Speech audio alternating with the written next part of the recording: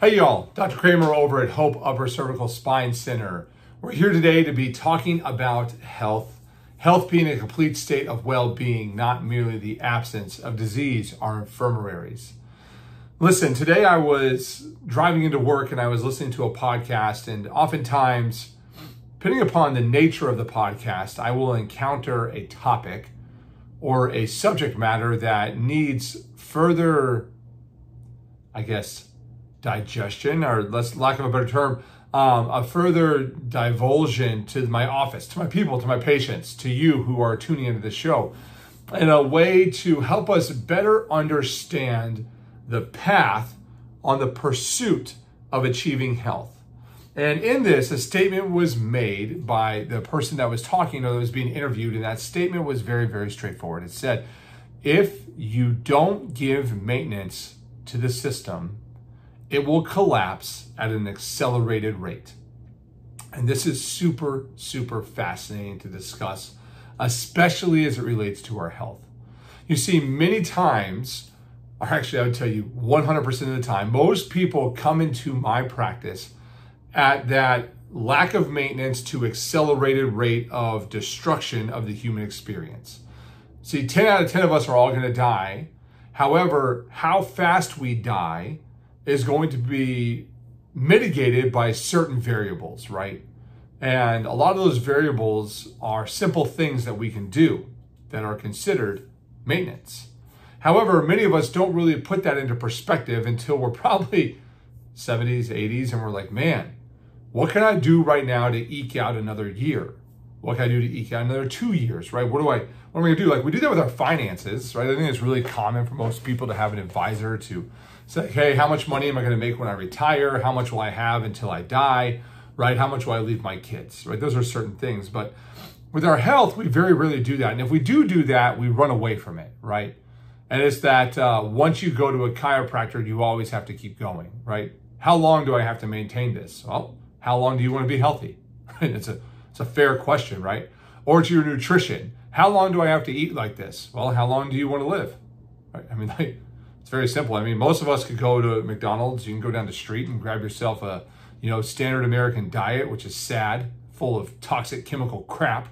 You can, develop type 2 diabetes, get yourself into a systemic, deficit of a disease, gain about 50 pounds of weight, and die early of a heart attack from the typical Western diet that we expose ourselves to. Or you can go the alternative route and figure out how to not do that, right? It's an option.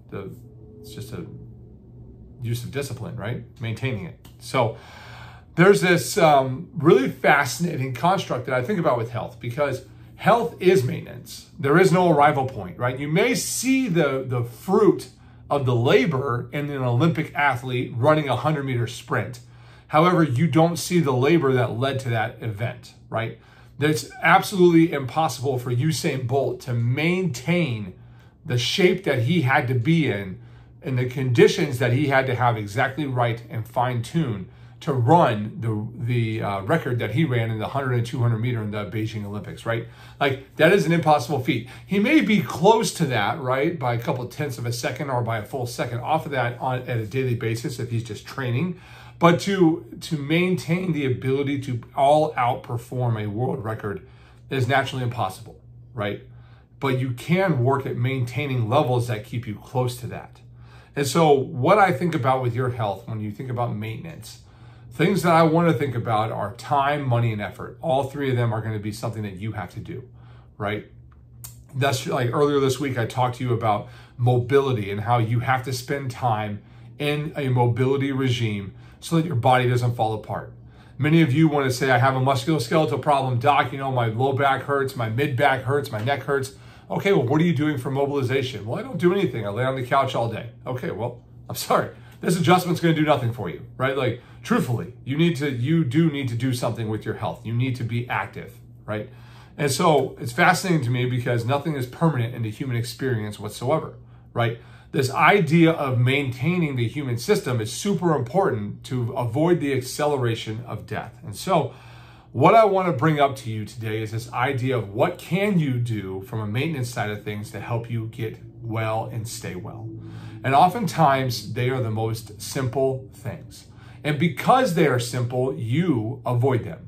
Now, simple does not mean easy, right? That's a very important thing to put into construct of your brain. Simple means you have to actually structure your day around it. Easy means you have to put very little effort into doing it, so you're more than likely just not going to do it, period. Simple requires effort. Simple requires discipline. Simple requires a habit. And so some of these habits that I have learned over the years have been, very, very straightforward. Number one is going to be vitamin D. And it's really interesting because my understanding of vitamin D has expanded over the years as more and more doctors have given me knowledge about this. And right now, Andrew Huberman is probably my favorite to talk about, because to reset your circadian rhythm and to boost your immune system, the most important thing you do is you step out in the morning, no sunglasses, and you just let sun exposure go. First hour, 2 hours.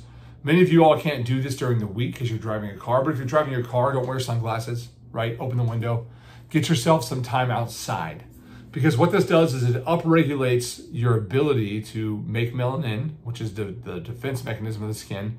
It also upregulates your adrenal system, which helps you understand that it's time to be awake, right? It's a beautiful thing. Same thing at nighttime. You can walk outside, watch the sun set. It'll help set your circadian rhythm for going to bed. Number two is exercise, right? You need to exercise. You have to do it. I will say this again and again and again and again. You got to lift weights. You lift weights because one day, like that commercial, you want to be able to pick your grandkid up and you want to hold him in the air, right? You need to lift weights so when you fall on the ground when you're 70, you can get off the ground and not break your hip. You need to lift weights so that you can sit down on the pot when you're 90 and not get stuck, right? So you got to squat, you got to deadlift. If you can do pull-ups, that's also going to help you a ton. You need to do burpees, right? These are just simple things that suck that will help you in the longevity of your life. You need upper cervical care, right? This is what I do in my office. Upper cervical care is the master care of chiropractic.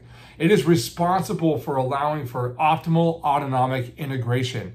It allows your nervous system, the system that controls every single thing you do, to work, right? So there is no stopping this.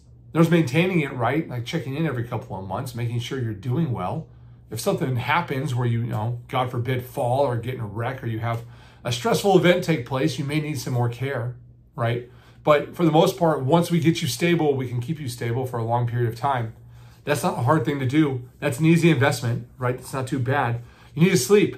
You need to do a technology detox. You need to get time outside. You need to dedicate time to prayer, dedicate time to nutrition, dedicate time to human connection, to turning off these damn phones that I'm recording this thing on, to turn off Instagram, to turn off social media, get rid of Facebook, get rid of Twitter, get rid of TikTok, and go talk to your neighbor, talk to your family, talk to your friends, spend time together, because these are the things that nurture and maintain your optimal level of health.